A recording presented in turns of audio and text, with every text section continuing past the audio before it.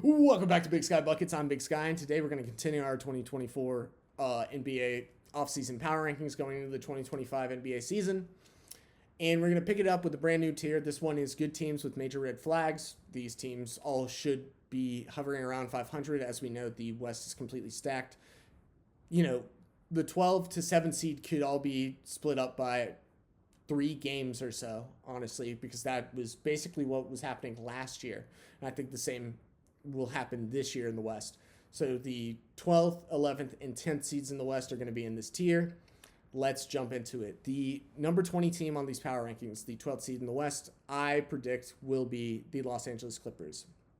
Biggest red flag, Kawhi Leonard is already injured. He's still rehabbing from an injury. He, in terms of superstars or players that play like superstars in this league, has one of the worst track records in terms of injury histories. More than guys that get slandered like Anthony Davis. He's probably at the top of the list. He's like top 5 most injury prone stars and or players in this league, in my opinion. When he is out, this team feels like not MVP level James Harden attempting to carry another team filled to the brim with role players. The starting lineup of this team looks like James Harden at the point guard, Terrence Mann at the shooting guard, Derrick Jones Jr. at the small forward, Kawhi Leonard at the power forward if he is healthy, and Ivica Zubac at the center position.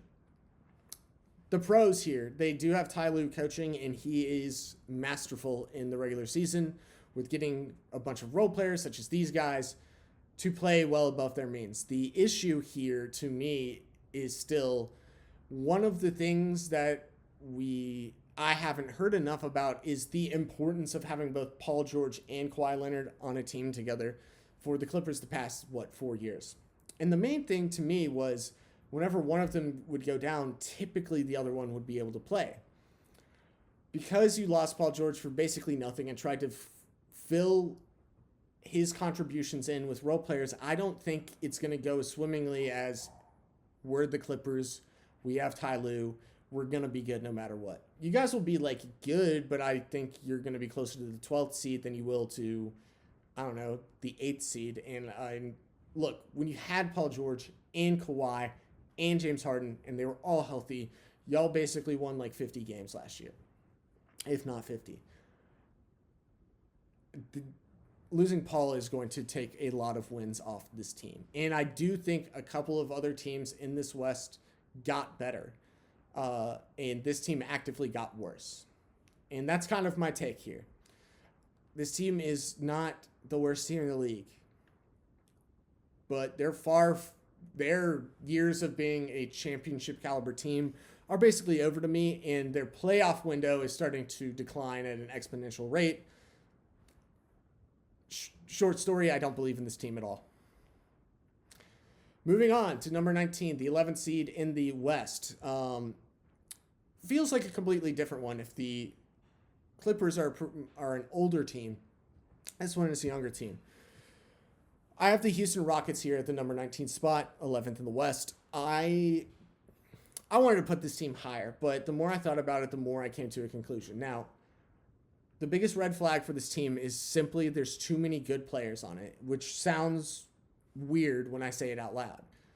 What I mean by that is there's a lot of good, young, talented players that are either going to need to take shots or have the ball in their hand to develop the way you'd want them to.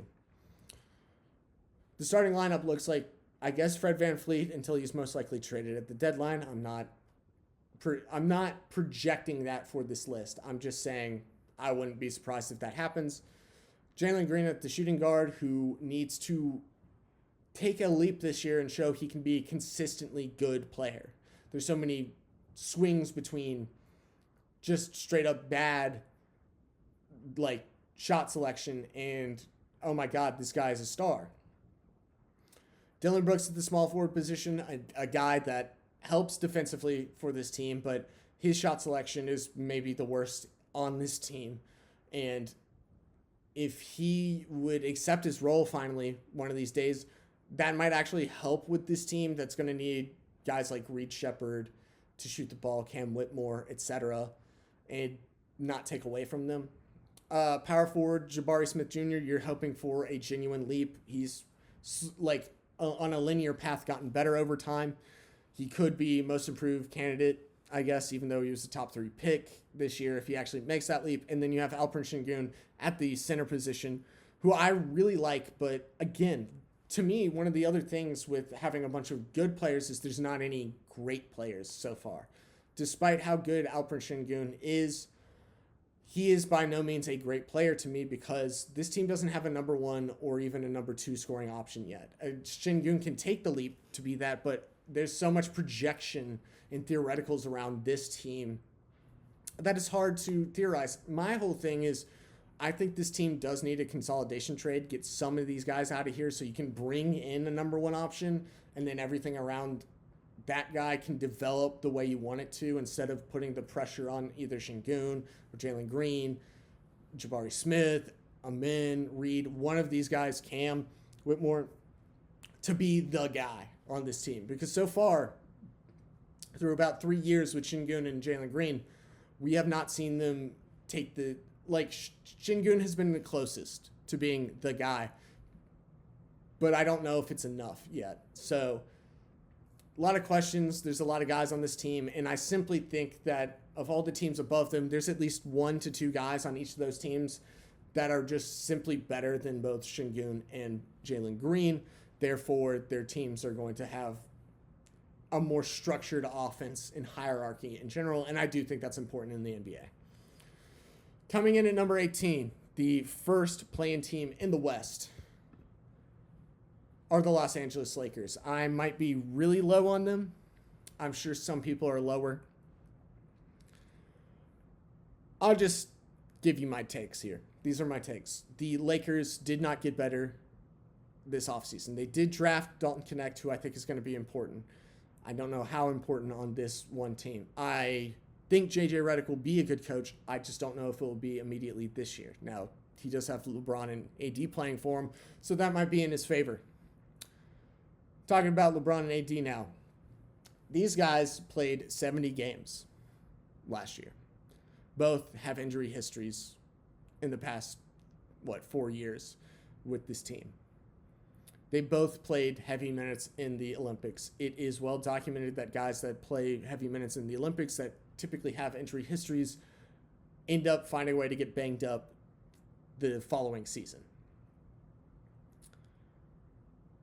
You might be wondering, if it's just one or the other, they'll be fine. No.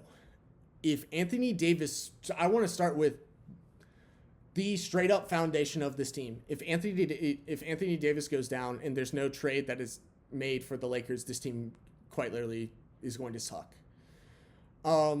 Let me tell you about their front court depth. Front court of LeBron James, Rui Hachimura, Anthony Davis, that's good. Off the bench in the power forward and center positions, you have Jared Vanderbilt, who's already injured and will be the small ball 5. Jackson Hayes, who's not really a good center, is probably like your third string or even your second string. Then you have Christian Wood, who's not good, and he's already out. And then you have Christian Koloko, who we don't really know who he is as a player yet, and he's also out. I cannot express to you the power forward and center positions on this team. They just vanish once one of those guys goes down.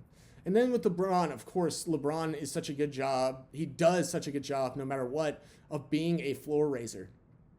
If he goes down, Anthony Davis becomes the guy, and he has shown in spurts that he can do that, but not for a large chunk of games. Basically, what I'm saying here is might be a weird way to evaluate this team. I'm banking on one of these two, if not both of them, to go down for a handful of games in this year, and in a West as stacked as it is, that puts them at an extreme disadvantage. Therefore, it's hard to be optimistic about this team if I think one of these two guys is going to go down and there's not a trade made. And again, because I'm not projecting for a trade to be made to save this team, or to help with the depth in the front court, etc. This is where I'm at with them. The other teams, I think, above them, they don't have top 2 guys. Most of the teams do not have top 10 guys. My bad. but they have really good players through the starting lineup. They have depth, and they have at least like a top 15 guy on each of these rosters or more. So to me, that just kind of, I don't know. I feel like it's normal to be skeptical about the Lakers this year. I don't know what LeBron's tank is going to look like at the age of 40. There's going to be games where he's just incredible. But I'm not going to bank on him being incredible for 82 games if he even plays 82 games, right? So that's kind of where I'm at. And starting a lineup, D'Angelo Russell, who is a good regular season player. At the point guard position, Austin Reeves, who's good. At the shooting guard, LeBron, of course, at the small forward. Rui Hachimura at the power forward position. And Anthony Davis at the center. That's not a bad starting lineup. I just doubt the starting lineup plays 82 games in a row. And that's kind of my argument here. I don't love the rest of this roster. I really don't. I like Dalton Connect. I think Gabe Vincent, if he can figure out how to be the Miami Heat Gabe Vincent again, he could very much be helpful. That's what I got for you guys today. I know it was another quick one, trying to bang these out. Yeah, good teams in theory with major red flags. That is it. Thank you guys so much for watching and listening. Subscribe, like, comment. Peace.